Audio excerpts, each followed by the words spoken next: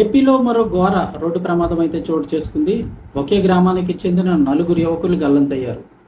అతివేగం వల్ల జరుగుతున్నటువంటి ప్రమాదాలకు అంతే ఉండడం లేదు. ఈ మధ్య కాలంలో చాలా ఎక్కువ యాక్సిడెంట్లు అయితే జరుగుతున్నాయి అతివేగం వల్ల. సో ఇప్పుడు అదేవిధంగా ఆంధ్రప్రదేశ్లోని పశ్చిమ గోదావరి జిల్లాలో ఇరగవరం మండలంలోని వాళ్ళు తెల్లవారుజామున మరో ప్రమాదం చోటు చేసుకుంది.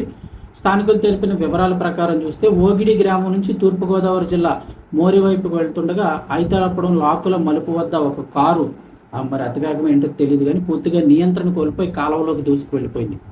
పక్కనే అక్కడ కెనాల్ రోడ్స్ ఉంటాయి ఆ ఏరియాలో. సో పంట కాలువలు ఉంటాయి, ఆ కాలువలోకి అయితే దూసుకుపోయింది. అయితే ప్రమాదం జరిగిన వెంటనే ఒక యువకుడు అయితే కనుక ఎలాగోలాగా ఈత కొడుతూ ఒడ్డుకు చేరుకున్నారు. మిగతా నలుగురు గల్లంత అయిపోయారు. ఇప్పుడు వారి గురించి గాలింపు చర్యలు అయితే చేపట్టారు.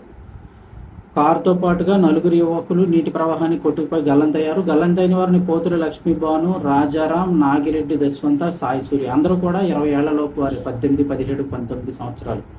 ప్రమాద విషయం తెలియగానే స్పాట్కు చేరుకున్న పోలీసులు, గ్రామస్తులు రెస్క్యూ సిబ్బంది సాయంతో ఇప్పుడు కాలువలో గాలింపు చర్యలు అయితే చేపట్టారు. ఒకే గ్రామానికి చెందిన నలుగురు యువకులు ఇలా ప్రమాదానికి గురవడంతో ఆ గ్రామంలో అయితే కనుక విషాదం చోటు చేసుకుంది. కుటుంబ సభ్యులందరూ కన్నీరు మున్నీరు అవుతున్నారు.